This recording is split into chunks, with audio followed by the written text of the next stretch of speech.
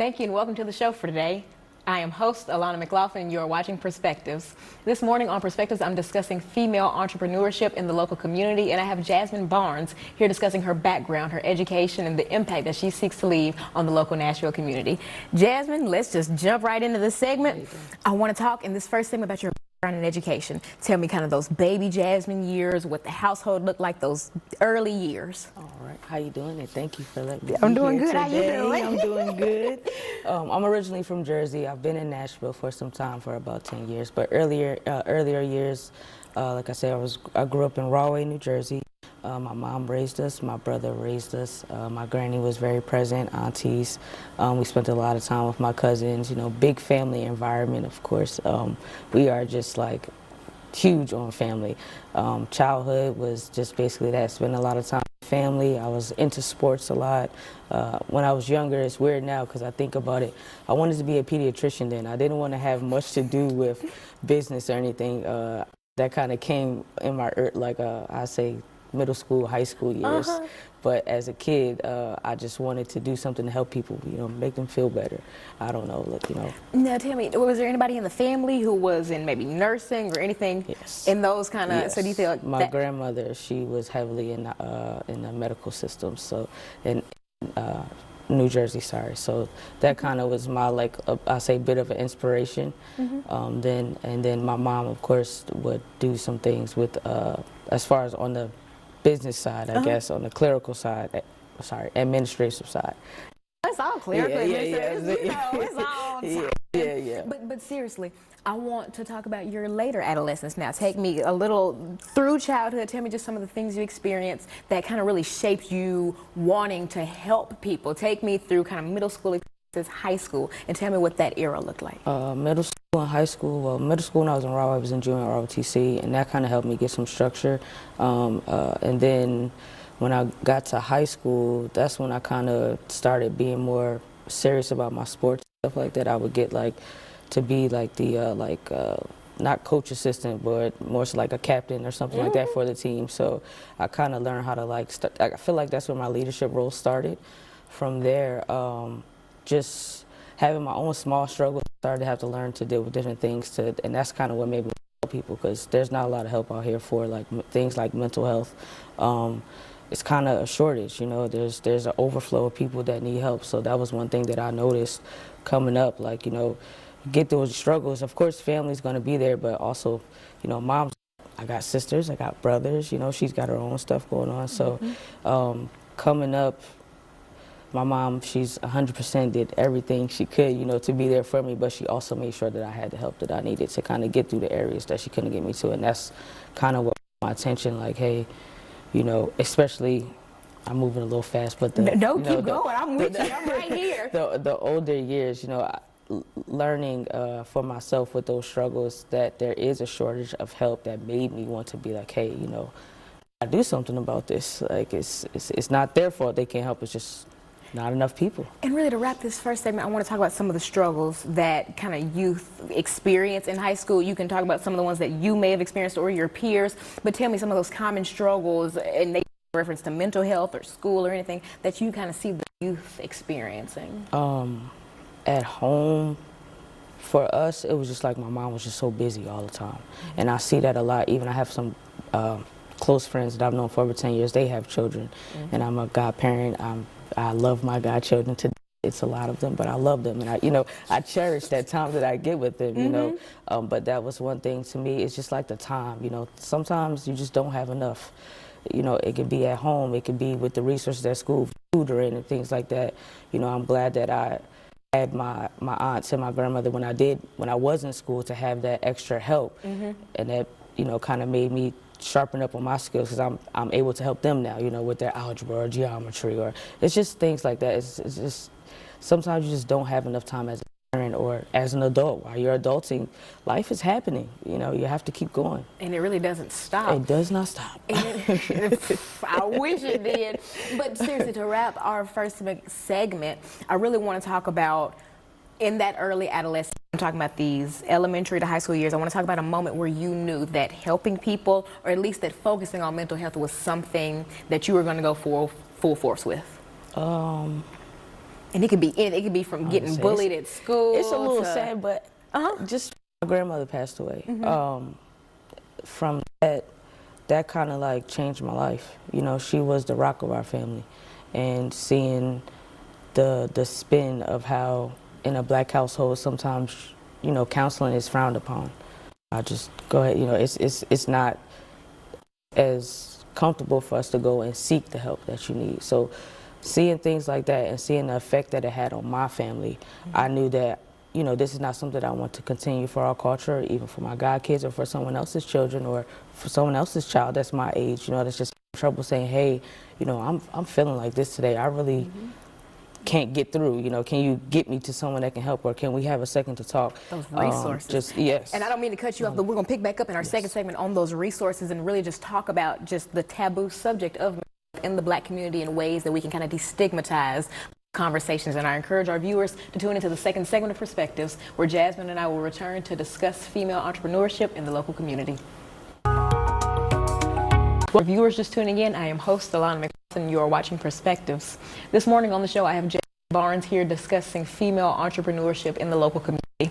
In our first segment, Jasmine discussed her background, her education, and ultimately just some of the shaping adolescent experiences that she had that kind of encouraged her and inspired her to focus on mental health in black communities and basically focus on being a resource and a source of positivity for the youth in our community. Jasmine, we're picking back up in our first segment. We had just left off talking about your grandmother's passing and the effect that that had on you. I want to revisit that and pick that up and talk about just the impact that her passing had on you, and ultimately how you took that trauma and turned it into healing and kind of used it as an inspiration behind your mental health nonprofit and the other businesses that you're doing here in town. So just kind of take me through that era of life. Okay. Well, when that happened, we were my dad was in the Army, so we were always kind of moving around, but when she got sick, we kind of stayed home in Jersey. We helped take care of her until she passed.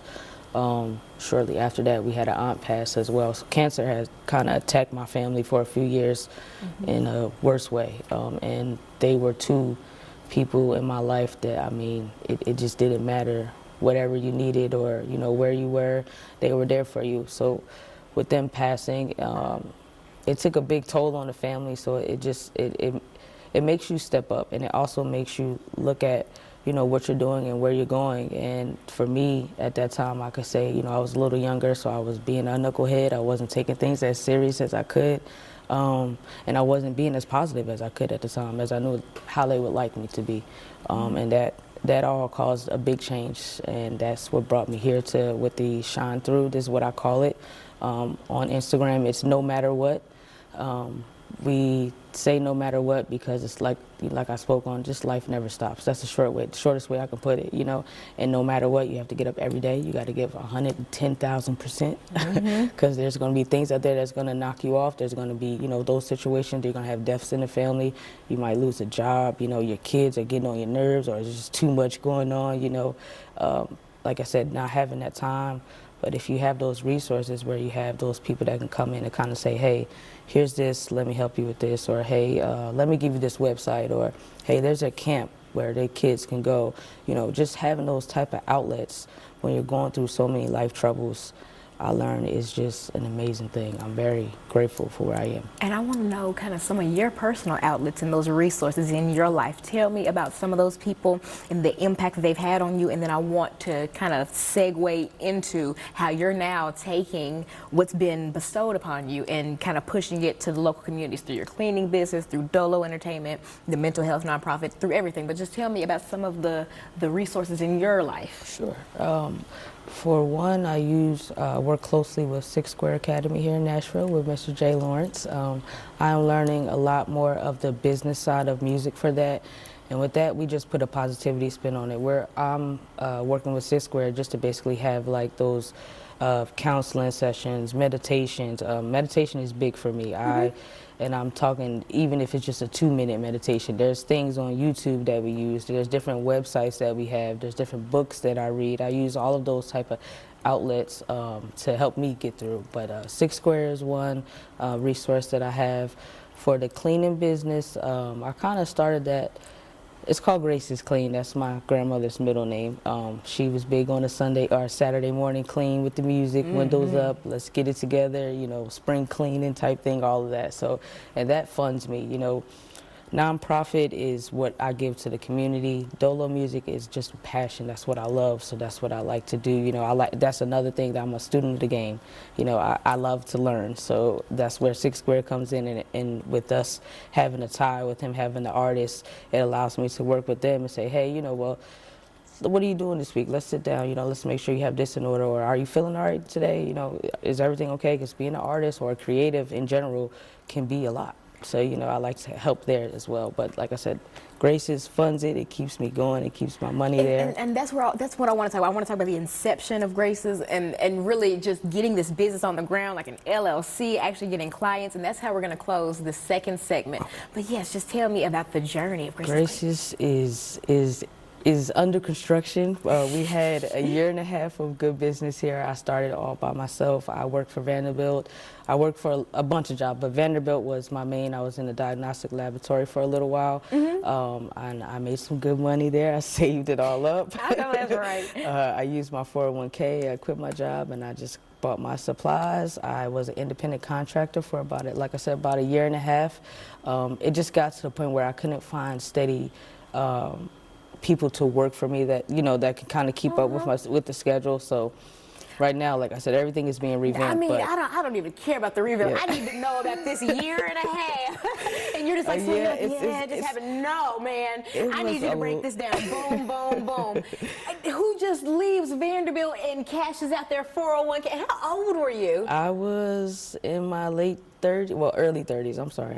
Do you know my mom would strangle me if I took my 401k out right now? Seriously? I took a jump. She was like, "Are you sure?" Wait, no. She was very encouraging. She know, I don't think she thought that I was as serious as I was until I did it, but it went good. It was very scary, but I will say it takes a lot to be an entrepreneur. I was just thinking as I was sitting there, like it's a lot. That first year, and just the groundwork that you have to put in. You know, you bid on contracts, or you can co-sign with a company for them to give you contracts.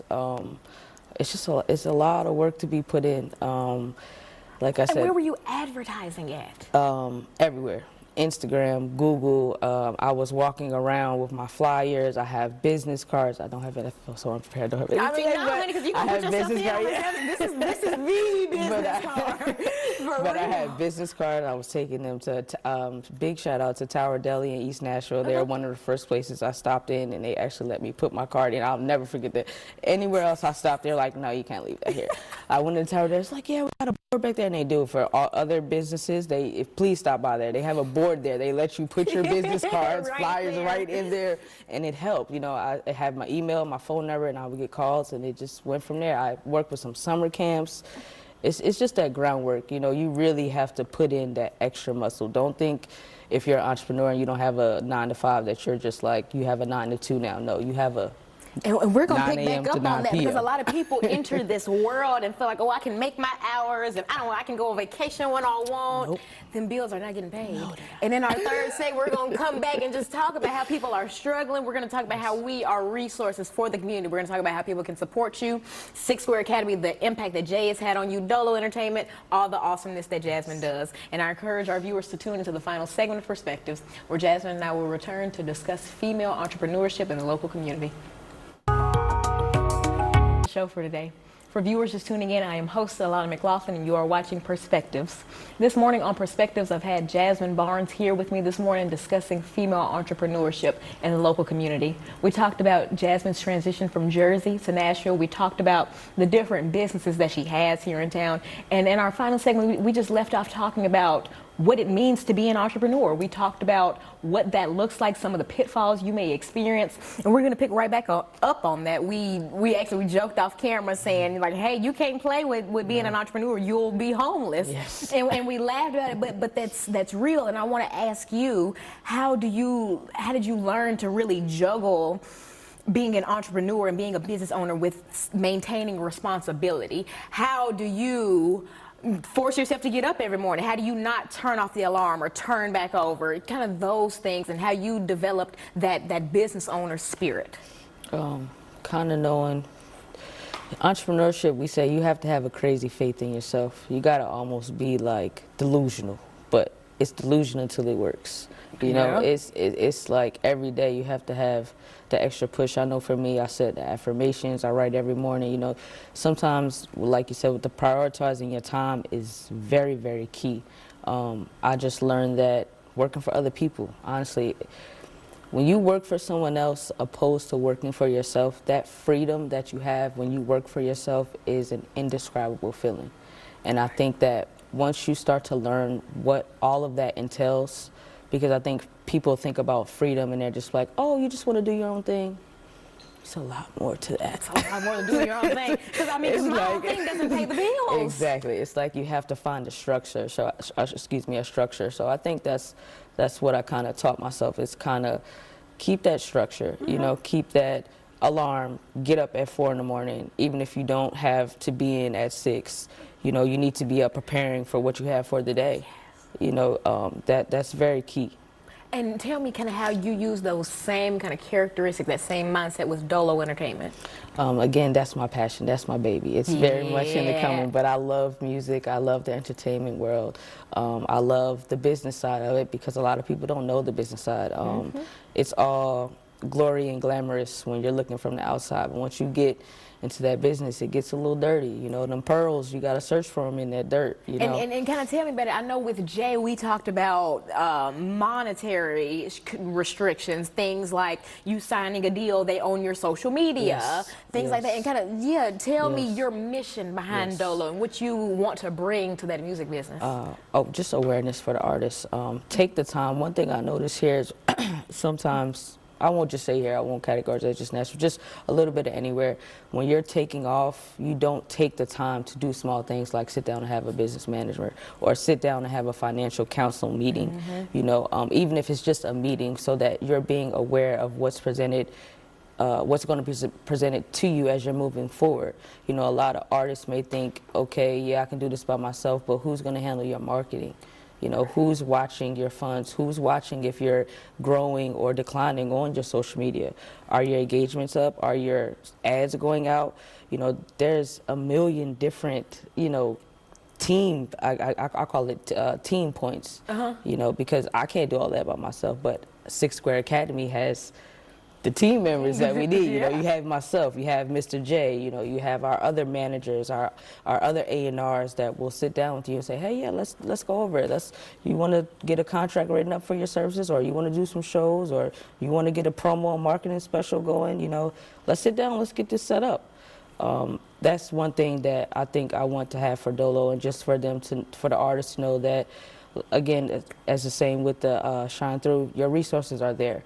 And take the time before you expand or blow up, you know, to get the small things in order, because when you blow, those things would be key. You know, when you have something so much to offer and you already have your business in order before you make it, when you make it, you can make demands.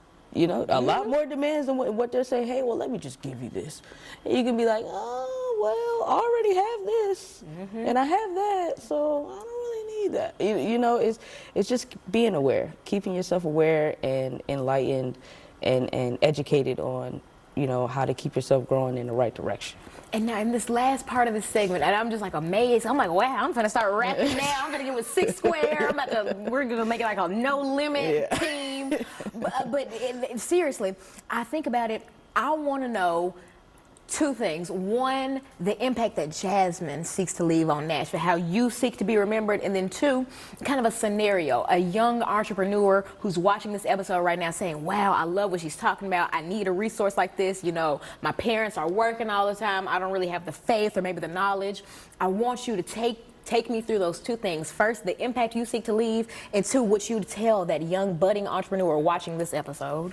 The impact I want to leave, not to be selfish, but it's for my babies, it's for my godchildren. They look up to me a lot, and it's just for everyone. For one, I'm God-fearing. I love everyone, and I just want to be remembered as someone who wanted to put a positive impact on anybody. It doesn't matter who you are. It doesn't matter where you come from. It doesn't matter your background. It doesn't matter what you've been through. Because I've been through some things, you know, and I still have people, you know, like Mr. J, like yourself. I was very fortunate to meet you both while I'm here, you know, that still allow the light that I have inside of me to shine, you know. Message to the entrepreneur, keep shining. Please don't ever give up on your dreams. No matter what will come your way, just don't give up. Find what will help you, because the help is out here. If you cannot find myself, you can find my Instagram page at No Matter What. That's going to be the shine through. The Dolo Entertainment is just Dolo ENT. The Graces Clean is Graces_clean_. All of those things are ways to reach me. My email is graceseco@gmail.com. The Dolo email is doloentlc@gmail.com. Just don't give up. Don't stop dreaming. It's never impossible. Are you sure? I know, because that person saying, 100%. Jasmine, I just don't know. I just don't have the faith in myself. I would say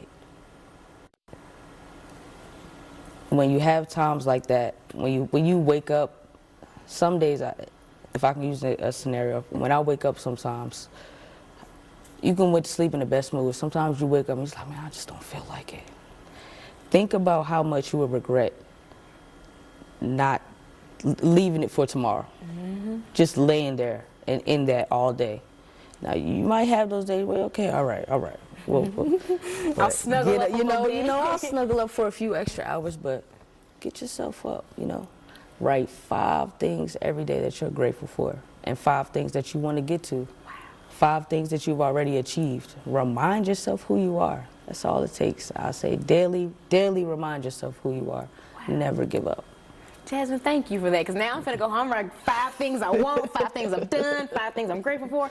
But seriously, that's a really good way to just ground yourself and remind yourself that it ain't all bad. It ain't all bad. Someone's situation is always worse. That's one thing I've also learned. You're you right. know, you may think that you are at rock bottom and you are at someone else's top. Who are you telling? You know, so you just have to keep that light. Find it. It's there. It's always there. Thank you, Jasmine, for just sharing your story and for Thank just you the for work having that me you do so in the much. community. Thank you. I went straight up to you. I met you at a concert, Yes. and you were smiling from across the room. I was like, I really like her. And I like sifted through all these tall people, and I knew immediately from just looking at you across the room that you had a light within you, and it is my honor to share that light with the community. So thank you. And to our viewers, thank you for just allowing us the space to share one more perspective, and thank you for just one more opportunity to share the stories that shape our community. Thank you and good morning.